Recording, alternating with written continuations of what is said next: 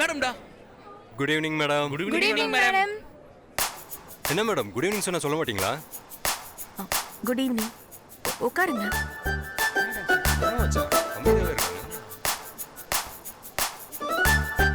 என்ன மேடம் இங்க வந்து உட்கார போறீங்களா? ஓ, எங்களை டெஸ்ட் பண்ண போறீங்களா? இல்ல, நானும் உங்களை மாதிரி ஸ்டூடெண்ட் தான். பை த வே, என் பேரு சந்தியா. ஐயோ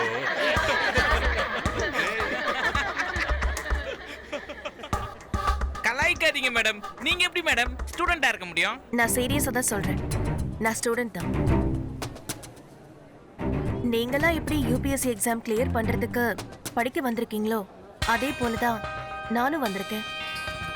இன்னைக்கு தான் ஃபர்ஸ்ட் டே ஜாயின் பண்ணிருக்கேன். இது என்னடா இது யூபிஎஸ்சி எக்ஸாமுக்கு வந்து சோதனை? நாங்கெல்லாம் உங்களை ஒரு நிமிஷம் கிளாஸ் வந்து மேடம் நினைச்சிட்டோம். ஏன் தெரியுமா? ஏன்னா உங்க வயசு அப்படி. டேய் ஆமாண்டா, அங்க பாரு கழுத்துல தாலி வேற தொங்குது. கல்யாணம் வேற ஆயிடுச்சா? ஓ, அப்ப நீங்க குடும்ப தலைவியா? பேசாம குடும்பத்தை கவனிச்சுட்டு இந்த வயசுல உங்களுக்கு எதுக்கு தேவையில்லாத வேலை? கல்யாணம் மட்டும்தான் ஆச்சா இல்ல மூத்த பொண்ணு 5வது சின்ன பையன் எல்கேஜி படிக்கிறானா? சொல்லுங்க. கல்யாணம் ஆயிடுச்சு பிரதர், குழந்தைங்கலாம் இல்ல. ஓகே.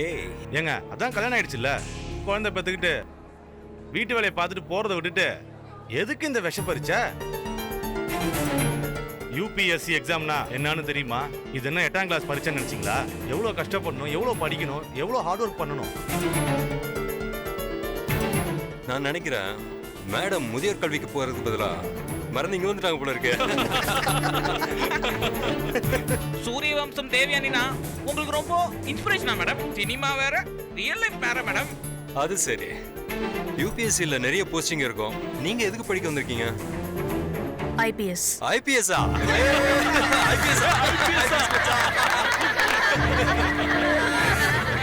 மேடம் அது எவ்வளவு கஷ்டம் தெரியுமா உங்களுக்கு? இது என்ன வீட்டுல கத்திரிக்காய் கூட்டு செய்யற வேலை நினைச்சீங்களா? பெண்டு நிமிந்துரும். எங்களை மாதிரி யங்ஸ்டர்ஸ்க்கே கஷ்டம். நீங்க கல்யாணம் முடிஞ்சு இந்த வயசுல ஐபிஎஸ் ஆகணும்னு ஆசைப்படுறீங்களே. ஆசைனாலும் நியாயம் இருக்கணும்ல. நான் நினைக்கிறேன் உங்க மாமியார பழிவாங்க தான் நீங்க போலீஸ் படிக்க வந்திருக்கீங்க. கரெக்டா? Good evening. Excuse me. Good evening. Good evening sir. முதல் நாள் கிளாஸ்க்கு வந்திருக்கேன், எழுந்து கூட குட் ஈவினிங் சொல்ல மாட்டீங்களா? சார் நாங்க ஏற்கனவே சொல்லிட்டோம் சார். இதோ இந்த மேடமை பார்த்து. நீங்க? என் பேரு சந்தியா சார். நானும் ஸ்டூடெண்ட் தான். ஓ, உட்காருங்க. என் பேரு வெங்கட சுப்பிரமணியம். இந்த கோச்சிங் சென்டரோட one of the senior faculty.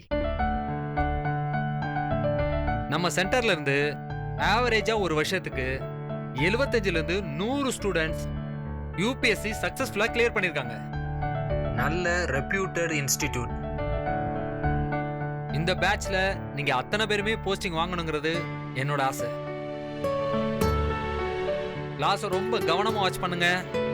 நீங்க படிக்கிறது மார்க்குக்காக இல்ல, வாழ்க்கைக்காக. எல்லாத்தோட முக்கியம் நாட்டுக்காகங்கிறத ஞாபகத்துல வச்சுட்டு படிங்க. ஐயோ. ஹலோ, நான் கிளாஸ்ல இருக்கேங்க. அப்புறமா பேசுறேன். ஹலோ ஹலோ, அப்புறமா பேசுறேங்க. ஹலோ, என்னங்க கிளாஸ்க்குள்ள போன் பேசுறதுக்கு அலௌட் இல்ல. அப்படி பேசுறதா இருந்தா வெளில போய் பேசுங்க. I am so sorry sir. Sorry sir. அநேகமா பூண்டு சட்னி ஃப்ரிட்ஜில் இருக்குன்னு சொல்றதுக்கு மறந்துட்டாங்க போல இருக்கு சார். ஏய், சைலன்ஸ் பா, சைலன்ஸ். சரி, attendance. Arun.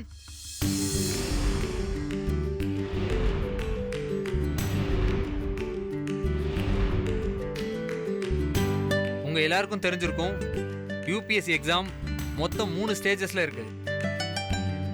First stage preliminary, அடுத்த ஸ்டேஜ் மெயின்ஸ் எக்ஸாம்னு சொல்லுவாங்க, அதுக்கு அடுத்தது நேர்முக தேர்வு. இந்தியா முழுக்கவும் ஒவ்வொரு வருஷமும் எத்தனை போஸ்டிங் வேகன்சிஸ் இருக்கோ அத்தனை போஸ்டிங்கும் எக்ஸாமினேஷன் இருக்கு. பொதுவா ஐஏஎஸ், ஐபிஎஸ் இது ரெண்டு மட்டும் தான் எல்லாருக்கும் தெரியும். இதை தவிர ஐஆர்எஸ், ஐஎஃப்எஸ்னு இப்படி நிறைய முக்கியமான மற்ற போஸ்டிங்ஸும் இருக்கு. ஃபர்ஸ்ட் டே பேசிக்கான சில கேள்விகள் இருந்து ஆரம்பிக்கலாம். நீங்களாம் எந்த அளவுக்கு ஆர்வமா ஆன்சர் பண்றீங்கிறத நான் அப்சர்வ் பண்ண போறேன். ஓகேவா? ஒரு சின்ன கதை. அந்த கதையில மிஸ்டர் பாண்டியராஜனுக்கும் அவர் மனைவிக்கும் மொத்தம் 6 மகள்கள், அதாவது 6 டாட்டர்ஸ். இதுல ஒவ்வொரு மகள்களுக்கும் ஒரு சகோதரன் இருக்கான். அப்படின்னா அந்த குடும்பத்துல மொத்தம் எத்தனை பேர்?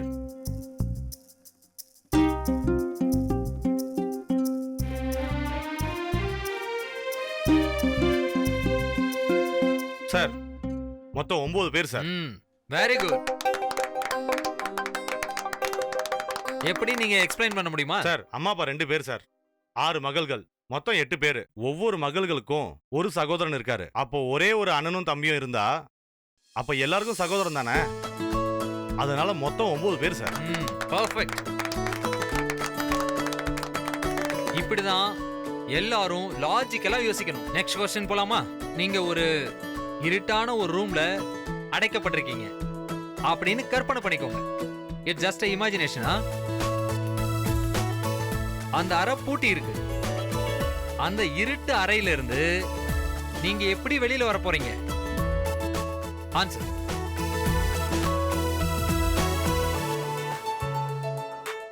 சிம்பிள். கற்பனை பண்றதை நிறுத்தினாலே போதும்.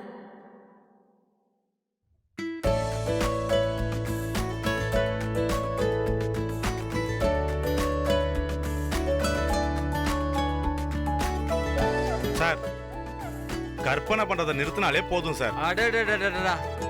Good man. சார் செம்மையா படிப்பான் சார், கிளாஸ் டாப்பர். அது பார்த்தா தெரியுது. நீ எப்ப படிக்க போற? படிக்கிறேன் சார். சரி, ஏன்டா? ஒரு குறிப்பிட்ட விலங்குக்கு இரும்பு ஆணியை சாப்பிட்டா கூட ஈஸியா ஜீரணமாகிற தன்மை இருக்கு. இரும்பு கூட ஜீரணம் செய்யக்கூடிய உணவு மண்டலம் உள்ள அந்த உயிரினம் எது?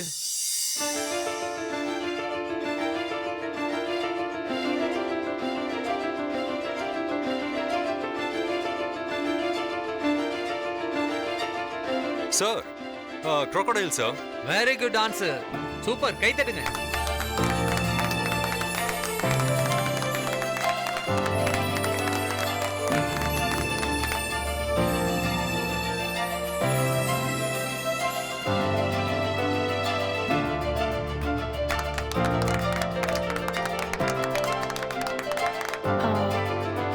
எக்ஸ்கியூஸ் மீ, உங்களுக்கு தான் எல்லா ஆன்சரும் தெரிஞ்சிருக்கே, ஏன் அமைதியா இருக்கீங்க? சொல்ல வேண்டியதானே? மா, கிரீன் சாரி, உங்க பேர் என்ன? சந்தியா சார். எல்லாரும் பதில் சொல்றாங்க, சில பேர் முயற்சியாவது பண்றாங்க. நீ என்னம்மா குக்கர்ல சாதம் வச்சுட்டு 3 விசிலுக்கு வெயிட் பண்ற மாதிரி அமைதியாவே உட்கார்ந்துட்டு இருக்க? சார் அவங்களே மாமியார் கொடுமையில தப்பிக்கிறதுக்காக இங்க வந்திருக்காங்க. நீங்க ஏன் சார் இப்படி எல்லாம் கேள்வி கேக்குறீங்க? இப்படி எல்லாம் தான் ரொம்ப கஷ்டமா. இது 10ஆம் கிளாஸோ இல்ல காலேஜோ கிடையாது. இது நீங்க கஷ்டப்பட்டு படிச்சாதான் உண்டு. Okay sir. ஓகே, நாளைக்கு ஐபிசி இந்தியன் பீனல் கோட் சம்பந்தமா நாம படிக்க போறோம். எல்லாரும் உங்க சொந்த உழைப்புல ரிசர்ச் பண்ணுங்க, அசைன்மெண்ட்டை எழுதிட்டு வாங்க. நாளைக்கு அத பத்தி நாம டீடைலா டிஸ்கஸ் பண்ண போறோம். Okay, class over. Have a great day. Thank you. Thank you, sir. Bye sir. முதல் நாளே அசைன்மெண்ட் கொடுக்குறாரு, கடுப்பா இருக்க. அவரை விடுறா, அவரு குடுக்கட்டும் மச்சான், நம்ம எழுதுறாங்க. Correct correct. நீங்க ஐபிஎஸ் எக்ஸாம் நல்லா எழுதுவீங்கல்ல? என்னங்க எது கேட்டாலும் சிரிக்கிறீங்க? உங்களை பார்த்தா ஆல்ரெடி ஐபிஎஸ் படிச்சுட்டு வந்த மாதிரில தெரியுது. ஐயோ, அப்படிலாம் இல்லைங்க. உங்க பேரு? என் பேரு பிரீத்தி. ஹாய் பிரீத்தி. ஹாய். என்ன வா போனே கூப்பிடலாம், இல்லைன்னா எனக்கு ஒரு மாதிரி இருக்கு. ஓகே, இனிமே உங்களை வா போன்னு எப்பவுமே கூப்பிடுறேன். ஓகேவா? சார் ஒரு நோட்ஸ் எடுத்துட்டு வர சொன்னார்ல, அந்த நோட்ஸ் யார்கிட்டயாவது இருக்குமா? இருக்கும். ஆனா கதிர் தான் வச்சிருப்பான்.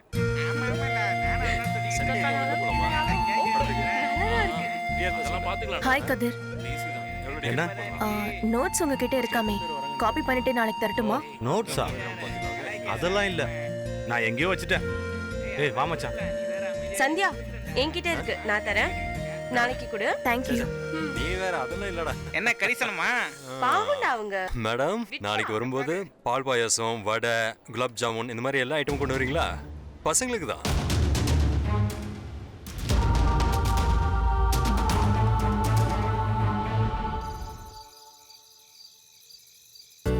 டைம் ஆயிடுச்சு. என்ன இன்னும் இவர் ஆளை காணோம்? ஒருவேளை போன வேலை இன்னும் முடியலையோ என்னவோ. அவருக்கு ஃபோன் பண்ணாம ஆட்டோ பிடிச்சு போயிடலாமா?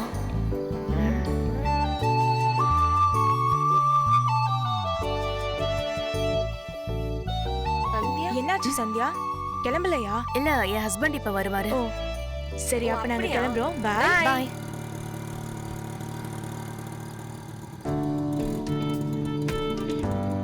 என்னங்க லேட் ஆயிடுச்சா? முன்னாடியே முடிஞ்சிருச்சா என்ன? போன இடத்துல கொஞ்சம் லேட் ஆயிடுச்சு. ஃபோன் பண்ணியிருக்க வேண்டியதானுங்க. ஒரு பிரச்சனையும் இல்ல. இப்பதான் கிளாஸ் முடிஞ்சு 5 நிமிஷம் கூட ஆகல. உங்களை இப்படி பார்க்க ரொம்ப சந்தோஷமா இருக்குங்க. எப்படி போச்சு முதல் நாள் கிளாஸ்? சூப்பரா போச்சு. நிறைய ஸ்டூடெண்ட்ஸ். இன்ட்ரெஸ்டிங்கா போகும்னு நினைக்கிறேன். என்னங்க எப்படி சொல்றீங்க? இதெல்லாம் படிக்கிறது ரொம்ப கஷ்டம்னு சொல்லுவாங்க. நீங்க என்னென்னமோ சொல்றீங்க. ஆசைப்பட்டு செய்யறது எதுவா இருந்தாலும் இன்ட்ரெஸ்டிங் தானே? அப்போ முதல் நாள் கிளாஸ்லயே உங்களுக்கு நல்ல பேர் கிடைச்சிருச்சுன்னு நினைக்கிறேன்.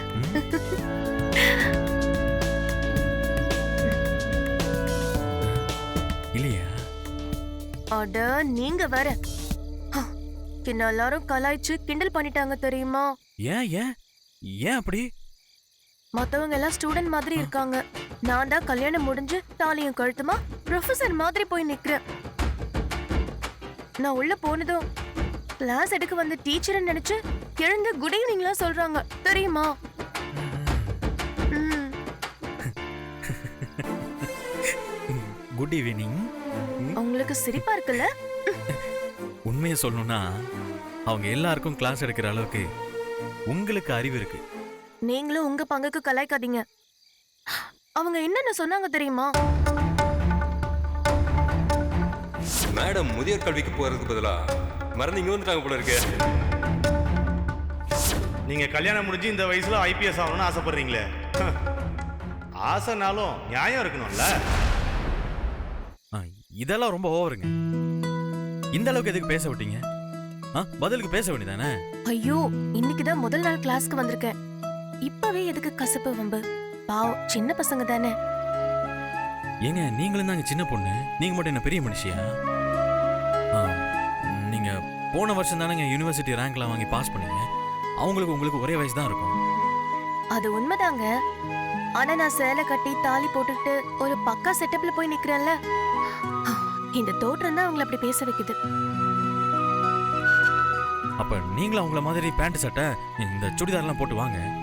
ஆ? நிஜமாவா சொல்றீங்க? ஆமாங்க.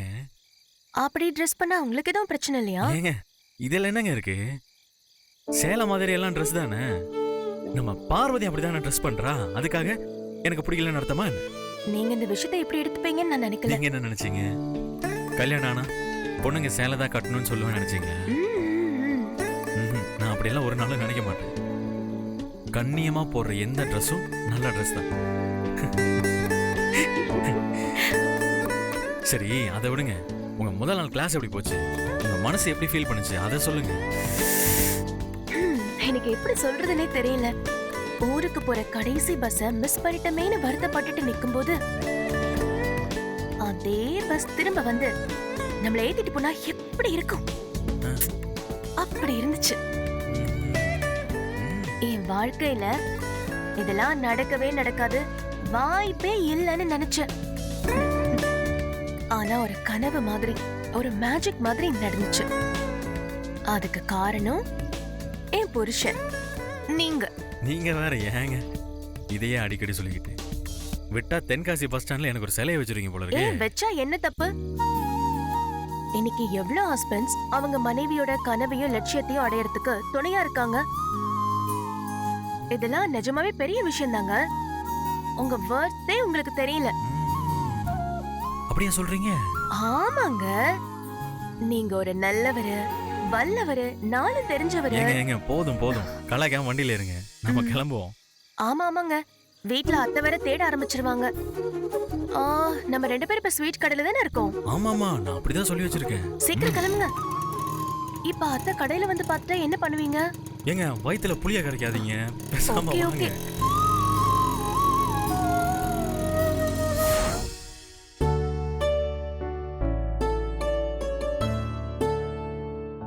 ஏமா, எள்ளு துவையல் வேணும்னு நான் எவ்வளவு நாளா சொல்லிக்கிட்டு இருக்கேன். ஒரு நாளாச்சும் பண்றீங்களா? அது எனக்கு செய்ய தெரியாதுங்க ஐயா, அம்மா தான் செய்யணும். இன்னைக்கு காலையில தானே கண்டதையும் தின்னுட்டு வயித்து வலின்னு துடிச்சிங்க. அதுக்கு மருந்து மாத்திரை கொடுத்து அடக்கறதுக்குள்ள நான் பட்ட பாடு எனக்கு தானே தெரியும்.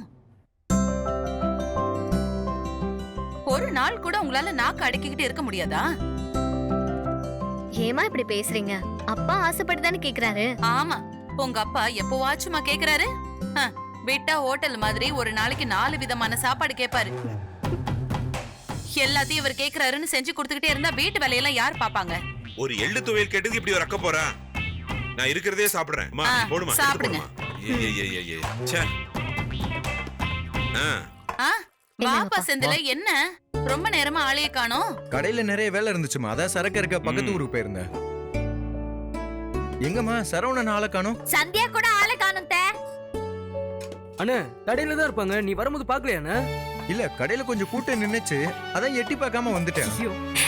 ஏங்க பரவாயில்லைங்க, இப்பலாம் ஸ்வீட் கடைக்கு நல்ல கூட்டம் வருது. சந்தோஷமா சொல்றியா இல்ல வயித்தறிச்சல சொல்றியா? நான் ஏன் அப்படிலாம் சொல்ல போறேன்? இல்ல நீ அப்படிதான் சொல்லுவ, அதனாலதான் கேட்டேன். வந்துட்டாங்க, பாப்பா வந்து உட்காரு. வாமா. என்னப்பா சரவணா, இவ்வளவு நேரம் கடையில நிறைய கூட்டம் வந்துருச்சா? இல்லம்மா, அது என்னம்மா? இல்லத்த, கொஞ்சம் தான் கூட்டம் இருந்தது. அப்புறம் என்ன, 1-2 பேருக்காக எதுக்கு கடையை இவ்வளவு நேரம் திறந்து வைக்கணும்? சீக்கிரம் மூடிட்டு வந்திருக்க வேண்டியதானே? இந்த பார்சலுக்காக அது இதுன்னு ஆளுங்க வரதும் போறதுன்னு இருக்குல்ல, அதான். ஆனா நான் வரும்போது கூட்டமா இருக்க மாதிரில இருந்துச்சு சரவணா. ஆமாண்டா, இருந்துச்சுதான், கூட இருந்துச்சு. அப்படி இப்படின்னு முடிச்சு அமிச்சாச்சுமா. ஆம், எனக்கு ரொம்ப பசிக்குது. ஏமா எடுத்து போட. என்னமோ ஒண்ணு தப்பா இருக்கே, பேச்ச மாத்திர மாதிரி தெரியுது. என்னப்பா சரவணா, அம்மா உன் பொண்டாட்டி உன் கூட கடைக்கு வர்றது உனக்கு உபயோகமா இருக்கா இல்லையா? ஆமாமா ஆமாமா, பரவாயில்ல, நல்ல உபயோகமா இருக்கு. படிச்சவங்கல்ல, கணக்கெல்லாம் டாட்டான்னு போடுறாங்க, ரொம்ப உதவியா இருக்காங்கம்மா. ஏண்டா, இவ வரதுக்கு முன்னாடி நீ என்ன கணக்கு தெரியாத மக்கா இருந்தியா? பாரு, நான் என்ன கேக்குறேன், நீ என்ன சொல்லிக்கிட்டு இருக்க? அவன் கரெக்டா தானே சிவகாமி சொல்றான். உதவியா இருக்கான்னு தானே சொல்றான். அவன் என்ன இல்லன்னா சொல்லிட்டான்.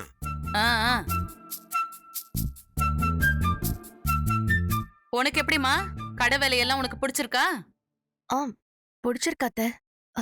போக போக இன்னும் கத்துக்குவேன். கத்துக்கணும், எல்லாத்தையும் கத்துக்கணும். புருஷன் பொண்டாட்டி 2 பேரும் ஒத்துமையா இருந்து உழைச்சாதானே 4 காசு சேர்க்க முடியும். அப்பதான் நம்ம குடும்பத்தையும் முன்னேற்ற முடியும். ஆமா அத்தை. அடுத்து நம்ம வீட்ல இருந்து இன்னொரு குடும்பத்தை முன்னேற்ற போறது நம்ம பார்வதி தான். நாளைக்கு ஒரு ரிசல்ட் வரப்போகுது. அப்போ அடுத்தது அவ கல்யாண வேலையை ஆரம்பிச்சிருவீங்களா? இப்ப இது ரொம்ப முக்கியமா? நான் இங்க இருக்கிறது உனக்கு பிடிக்கல அதானே? அப்படி இல்ல புள்ள, எப்படி இருந்தாலும் உன் கல்யாணம் ஆல்ரெடி ஃபிக்ஸட் தானே? ஆமாமா, அவன் சொல்றது கரெக்ட் தானே. நிச்சயத்தை முடிச்சுட்டு இவ்வளவு காலம் காக்க வைக்கிறது பக்கு பக்குன்னு தான் இருக்கு. மாப்பிள்ளை கிட்ட பேசி அடுத்த வேலையை ஆரம்பிச்சிட வேண்டியதுதான். கொஞ்சம் பொறுமையா இருக்கலாமே மாமா. நாளைக்கு ரிசல்ட் வந்துடும். அவ எப்படி மார்க் எடுக்கறான்னு பார்த்துட்டு அப்புறம் இத பேசுவோமே. அதெல்லாம் நான் சூப்பராவே எழுதிருக்கேன். நீ கண்டிப்பா பாஸ் பண்ணிடுவேன். சொல்லி கொடுத்தது யாரு? நீங்களாச்சே. அதிகமா மார்க் வாங்குவேன். நல்லாதான் ஐஸ் வைக்கிறா. சொல்லி கொடுக்கறது என்ன, யார் வேணாலும் சொல்லி கொடுக்கலாம். படிச்சு எழுதி இருக்கிறவ நீ தானே. என்ன பண்ணி வச்சிருக்கன்னு நாளைக்கு தெரியும். மா, அதெல்லாம் பாஸ் பண்ணிடுவேமா. நீ பாஸ் பண்ணாம போ, கல்யாண வேலையை சீக்கிரம் ஆரம்பிச்சிட வேண்டியதுதான். ஏங்க சிறப்பு. நம்ம வீட்ல ஒரு சீக்கிரமா ஒரு கல்யாண விருந்து சீக்கிரமா நடக்க போகுது.